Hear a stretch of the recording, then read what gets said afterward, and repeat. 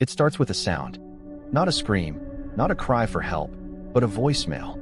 A half-finished message, cut off too soon. And for David Miller, that message would change everything he thought he knew about safety, trust, and reality. David Miller, a 29-year-old marketing consultant, lived a routine life in Chicago. Early mornings, coffee in a chipped mug, long hours at his downtown office, late nights scrolling through endless emails. He wasn't paranoid, he wasn't careless, he was simply ordinary. But ordinary lives, in the moment something extraordinary intrudes. It was a Thursday evening when it happened. Rain hammered against his apartment windows, thunder rolling above the skyline. David returned from work, tossed his phone on the kitchen counter, and let exhaustion pull him onto the couch. He didn't check his notifications. Not until much later. At 10:37 p.m., David's phone lit up with a missed call and a new voicemail. The caller ID displayed a number he didn't recognize. He almost ignored it, until curiosity got the better of him. He pressed play. A woman's voice. Shaking. Breathless. She said his name, David, as though she knew him, as though she needed him. There was panic in her tone, words tumbling out in fragments. He's outside. I can't. Please, don't. Then silence. The message cut off abruptly, leaving only the faint sound of heavy breathing before the line went dead. David sat frozen, the phone pressed tightly against his ear. He replayed it again and again, each time hearing details he had missed. The echo of footsteps in the background, the muffled sound of a door creaking, a faint knock before the call ended. At first, he convinced himself it was a wrong number. A prank. Someone dialed him by mistake. But the way she said his name, that was no accident. He poured himself a glass of water, trying to shake it off. Yet his hands trembled. He couldn't let it go. Curiosity turned into dread. Who was she? What danger was she in? And why did she call him? The next morning, David tried to trace the call. The number was unlisted, no contact saved, no easy explanation. He even called it back. No answer. Just endless ringing, then voicemail. A robotic operator's tone. He considered reporting it. But reporting what? A half message? A stranger's panic?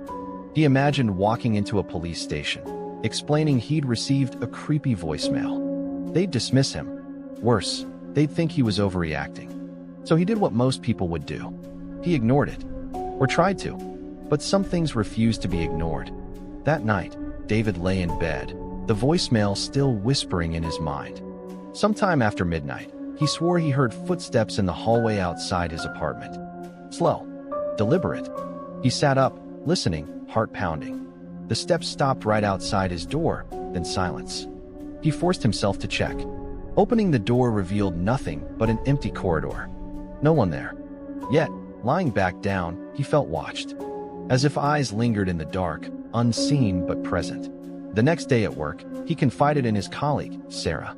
She laughed it off at first, suggesting spam calls, scams, or someone playing a twisted joke.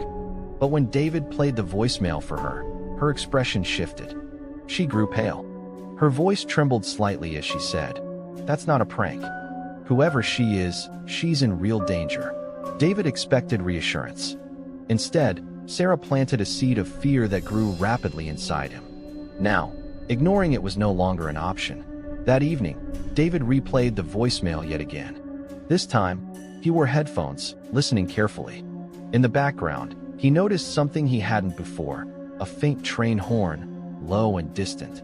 And then, just before the line cut, the woman whispered, "Apartment 6, before gasping, as if silenced. David's mind raced. Apartment 6. But where? In his building? Somewhere nearby? Was she reaching out for him specifically, or was it coincidence? Driven by an uneasy mix of fear and responsibility, David began knocking on doors in his apartment complex. Awkward conversations followed. Most tenants were confused, irritated, or dismissive. Finally, he reached the door of apartment 6. His knuckles rapped against the wood. No answer.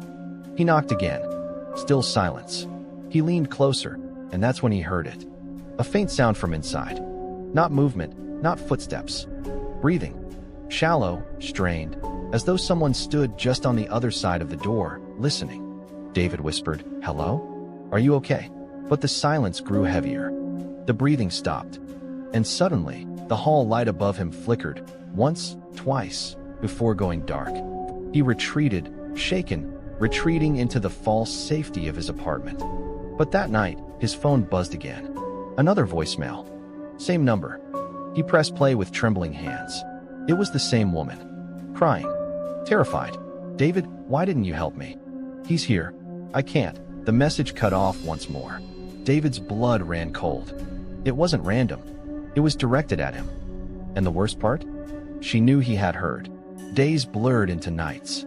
Each time his phone buzzed, his chest tightened. More voicemails arrived, unfinished, fragmented, each more desperate than the last.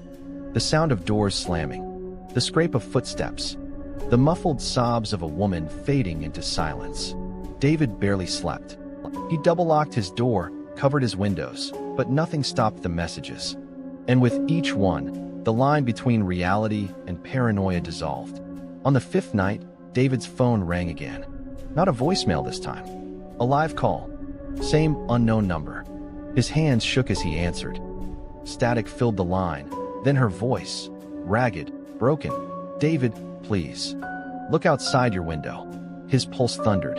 He turned slowly toward the window, and in the reflection of the glass, he saw it. A figure standing in the corner of his apartment. Behind him, motionless, watching. The phone slipped from his hand. The line went dead. No more messages. No more explanation, just silence. Some say it was paranoia. Some say he vanished the next day, leaving behind nothing but his phone and that last unfinished voice. But one thing is certain. Once you hear a call meant for you, there is no hanging up.